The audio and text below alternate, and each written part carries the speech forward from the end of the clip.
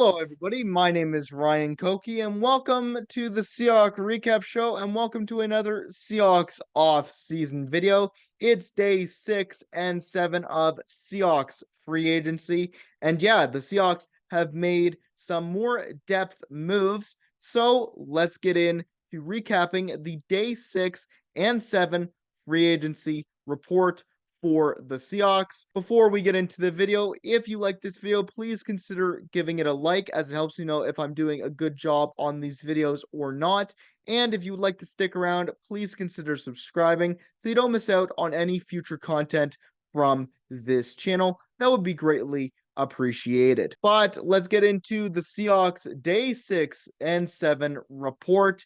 And we got some departures from the team. DT Mario Edwards Jr. goes to the Texans on a 1-year deal. And for me, Mario Edwards Jr. played decently for the Seahawks this season in the limited time played he had here. You know, he was a rotational DT, so he didn't get many snaps on the Seahawks team, but I think he did all right. He had 5 tackles for loss, and I believe he had 2 sacks as well. So I hope he gets more playing time on the Texans. The next one up is center Evan Brown going to the Cardinals on a $2 million deal for 1 year. Evan Brown played 16 games for us this season, but he also split snaps with rookie center Olu Oluwadimi. And now with Evan Brown going to the Cardinals, I think they're going to give the Seahawks management is going to give Olu Oluwadimi his spot and shot to start. Plus, we also signed Nick Harris earlier in the offseason, so he could be the backup center. And at this point, Evan Brown is kind of expendable to the Seahawks, so that's why they let him go to the Cardinals. For the retained slash signed players, we pick up DT Jonathan Hankins from the Cowboys. Now, this is a veteran move for 1 year, and I like this signing because he was, first of all, on the Cowboys, so he has a connection with DC Aiden Durd, who was the D-lines coach for the Cowboys this season. But also, this signing reminds me a lot of the Al Woods kind of signing.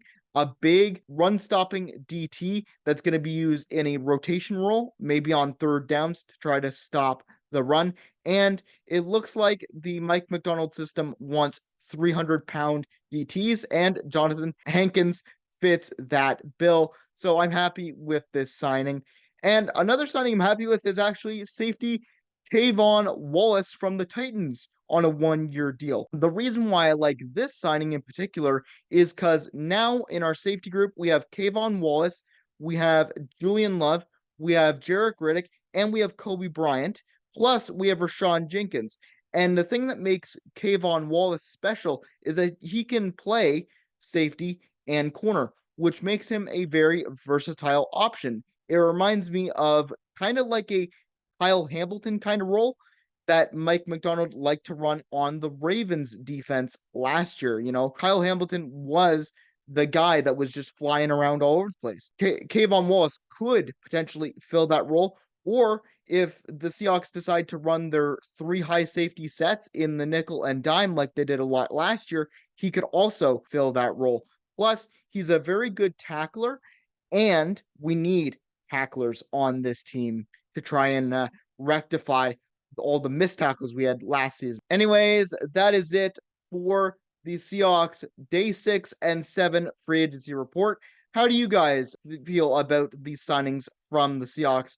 Honestly, they're rotational players. You know, they're meant for injury, and you know, you need depth in the NFL for injury just in case that happens. So I think whatever their dollar value would be, I'm assuming it's going to be on the lower end, probably the minimum allowed under a contract for NFL players. So I'm happy if it's a low cap hit for 1 year. These are just guys that are insurance for the Seahawks this season. Anyways, I hope you enjoy the rest of your week.